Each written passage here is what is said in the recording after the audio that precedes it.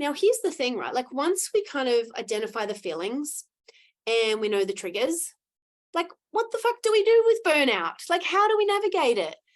For many of us, it can feel like it's this hole that we can never get ourselves out of, right? And I want you to know that while it might be sometimes a bit slow to come back out of the hole, the more you kind of be with, the more you give permission for, the more you accept where you are, the quicker, and I use that term loosely, you'll be able to come out of the hole and take care of yourself. The more we fight it, the more we shame it, the more we kind of make ourselves wrong, the more we're going to stay stuck in the hole because we're adding to the burnout versus taking care of and moving through the burnout. So there's just some simple ways, and I use that term loosely again too, because what's simple for me is not simple for you, that might help with burnout. So the first thing is thinking about right now, what are the demands on my executive functioning and where do I need to outsource, right? Like where can I get some help, or where can I have a strategy that will help me, right? So for me, a simple example this week has been like, I'm overwhelmed with all the bills I have to pay. They're getting all lost in my emails. I'm getting really confused about like, when have I paid it? Have I not paid it? And I had a chat with a work colleague and she was like, cool. So here's the solution. Make an invoice folder in your emails. Every time you get a bill, move it into the invoice folder. Once you've paid it, move it back out. So you only need to pay what's in there. And I was like, cool. Now I have a solution. Now I have a strategy. I can almost like feel some of the pressure coming off my beautiful brain, right? So just think for you, like maybe it's, you need to learn something, right? So is there a recorded lecture? Can you choose to do it in chunks? Can we watch 10 minutes and write notes and then go away? Can we come back and then do another 10 minutes and then go away? Can we come back and do another 10 minutes instead of expecting ourselves to sit there for the whole hour? Like think for you, where are the demands high and what strategies can I put in place, or who can I ask for help to kind of reduce some of the demands? Now, the other thing is to think about if it's sensory, like what are your sensory needs? Like, do you need to have a day where you're like by yourself in your room if possible, or just at home in the dark, no lights on, no smells that are out of the ordinary? Or do you need to wear earmuffs when you go out? Do you need to be mindful when you go and do the shopping so that maybe hubby can be with the kids and it's quieter at, Woolies when you go? Like, where can you reduce the sensory demands? Can you maybe go and sit in your car at lunch, leave the windows down a little bit, get some fresh air and not sit in the lunchroom with everybody and Betty talking and blah, blah, blah? Like, where can you reduce that load on yourself? Who can you be with, or where can you be where you can be more of yourself, where you don't have to mask, where you can just be like, hey, I'm fucking loud and proud and this is me, right? Where you don't have to filter. Like, can we spend more time in those environments so that we're feeling like we're validated, we're feeling better within ourselves, we're not wasting energy on hiding ourselves from the world? Big one, and I think I might do another chat on this one, but where am I not setting boundaries with other people? Like, where is my time, my energy, or my money being given away when I actually needed to be holding a line and protecting it? Because with burnout, particularly like our energy and our time, those are things that get taken and used in spaces and ways that are not resourceful for us. So where do we need to come back and set a line and a boundary so we can take care of our needs, whether it be our cognitive needs, our emotional needs, our physical needs? Like, where are the boundaries that we need to be setting? And the other big thing for ADHD is that I notice for me is if, again, you go back 1 month, 2 months, 3 months, where in there have you planned time for fun, for pleasure, for your special interests, for the things that fucking light you up? Because I guarantee you, if you're not just ADHD, maybe autism, other diagnoses, if you're not spending time doing the shit that lights you up, doing the stuff that gives you the dopamine hit, doing the stuff that makes you feel good, like you want to fucking live life, then that's going to create burnout too. And so sometimes when life just hits us and we get caught up in the busy and the doing, that stuff can really be pushed out of our diary. And sometimes we actually need to call it and go, nope, it now needs to be non-negotiable. It now needs to be a priority. I now need to put it in there so I know I can keep functioning and I can keep going. Because if you don't put the stuff that you love in your diary, you'll keep cycling quickly into burnout. And it might sound hard to do because it fucking is, and though it's really important, okay? The other things that are really hard with ADHD is we've got to make sure that we're eating food. Set a timer in your phone to eat some food, right? Get a water bottle and, I don't know, Post-it notes and put everywhere. Drink some water, drink some water, drink some water, and drink the fucking water, right? Schedule time for sleep. And even if you're not sleeping, put the fucking phone down and put some nice relaxing music on and allow it to be chill time. Play with the fidget in bed. I don't care. Use the weighted blanket. But we need to schedule in that time for sleep. And sometimes, like with me, it isn't sleep that happens, but I'm working really hard and practicing for it to be just calmer time on my nervous system. So the lights are out. Maybe you've got the aromatherapy smells going if that feels good for you. If it triggers you, don't do it, right? Maybe you've got your fairy lights on to make it feel good. Maybe you've got your nice soft meditation, or if you're like, fuck Sky, I hate fucking meditation. Maybe you've got music that you love or a podcast that you don't mind listening to, but something that just helps you just calm down a little bit, right? Because the big thing about burnout is ADHD is like we idle up here, like our nervous system is go, go, go, go, go, go, go, go, go, go, go, right? And then we crash, and then we go again, and then we crash. And it's learning practices for relaxation. And when I say relaxation, it doesn't mean like you have to sit cross-legged and go, whoa, like that might not be for you. And if it is, fucking go for gold, do more of it. But relaxation might be going to the beach, walking with your shoes off in the sand and the water. If you've got sensory issues, I don't know, go somewhere else and walk, right? Where there's fresh air. Maybe you go to the park and wear your joggers, right? Or maybe you go and sit under your favorite tree.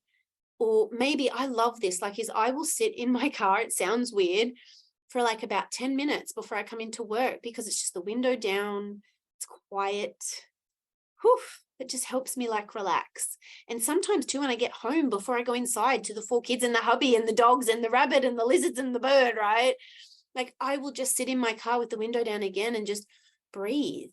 Like we underestimate the importance of stopping and just breathing for a moment. Like people will often say to me, breathing doesn't fucking work. Well, one, it's keeping you fucking alive, so it's working and doing something. But two, it's not meant to calm you down completely, right? If you're already idling at a 10, a deep breath might get you to a 9.5. But you think about that half point. Throughout the day, if you continually stop for a few minutes and breathe, you're half a point down. And then, I don't know, an hour later, you stop and you breathe and you're half a point down. And then 2 hours later, you stop and you breathe and you're another half a point down.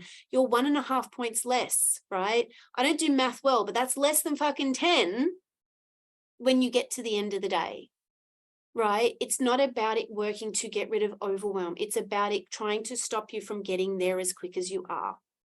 And same with burnout, right? It's going to happen at some point, but what we want to do is we want to have it further between moments, and we want it to have less impact and for you to get out of it quicker, right? The other thing that's really important with burnout is not making yourself wrong, right? Like so often with ADHD is when we get burnout, we make it mean something. I'm lazy, I'm stupid, I should be able to, everybody else can, why can't I? There's something wrong with me. Like the language just goes and goes and goes. And so when we're in burnout, instead of focusing on self-compassion, kindness, love, ways to support ourselves to get the stepladder to get out, all we're doing is building a bigger fucking hole and shaming ourselves for experiencing something that really is not our fault. Are we responsible? Yes. Are there things we can do? Absolutely. Is it our fault that we get burnt out? No, it just happens, right? It's not your fault. Okay. Now, here's the thing in the process. Easier said than done, I know. But again, everything is a practice piece, right? Key words, be patient, right? I'm mindful of the irony of that sentence. I have ADHD. But here's the thing about patience. If I link compassion with it, then it's easier for me to do. I'm an impatient person. I want everything yesterday. And though, when I feel impatient, what is easier for me to practice patience is to come in from a place of like, stop. It's okay. We're doing our best. We will get there. So it's reframing it in a different way.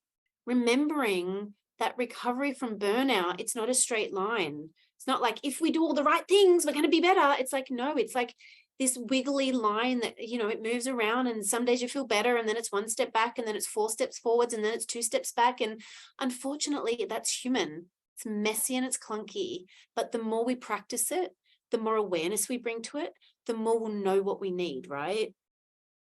And the key is small steps, right? Like, one of the things that I hear a lot, and I think it's so important to distinguish, is that burnout is not depression. Depression and burnout are very different and very separate, right? And quite often what I see with people, or sometimes even with treatment, is that we try and treat burnout in the same way we do depression. And it's a big fucking problem. Because when we look at depression, what we're looking at is how can we increase demand? How can we look at behavior activation? How can we do more, right? And that's really helpful in a really mindful way with depression. But if we come over to burnout and we're like, oh, maybe it's depression, and we're like, we need to do more. We need to go for that walk. We need to blah, blah, blah. You're actually going to create bigger spiral, because in that moment, it feels like we can't. And more on top of overwhelm creates more burnout. So what is more needed in burnout is compassion for the capacity that you have in the moment. That's very different to depression.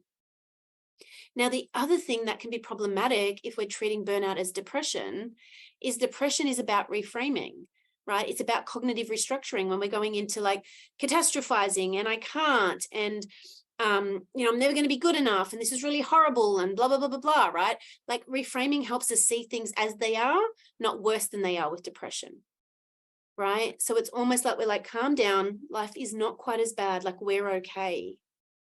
Now, if we flip it over to burnout, and we go over to burnout and we go, it's not that bad, you're okay. Maybe like, but I can't cope in any capacity possible because everything is taxed, right? Then we get really caught up. What we need to do over here is more validation. Yes, you're in burnout. Yes, it's okay.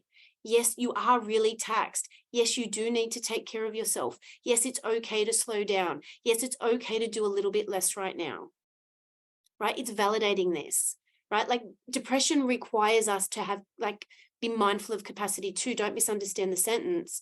But depression, we want to build on how much we can do, right? Whereas when we're in burnout, what we really want to do in the moment is just take care of. Self-care for where we're at before we build on.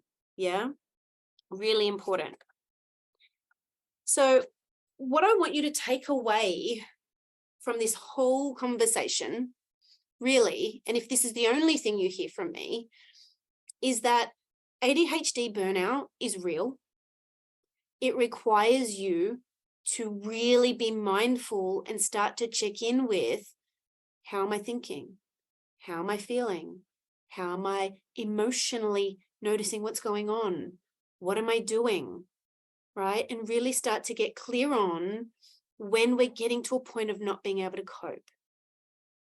And then once we know that we're not being able to cope, instead of coming from a place of criticism, shame, blame, all of that bullshit, I want you to practice coming from a place of compassion and asking yourself this question: what do I need in this moment to support me so that I can feel like my tank gets full and then I can keep going? Okay? Burnout is not your fault, but it is your responsibility to manage. And as usual, I would love to hear from you. So if you jump into the Facebook group, Living with ADHD, and let me know, like, what did you get from the chat today? What did you notice to be true for you? What has maybe worked for you in terms of burnout? what hasn't worked for you, right? Like, I'd love to hear from you. All right, everyone, thanks for listening.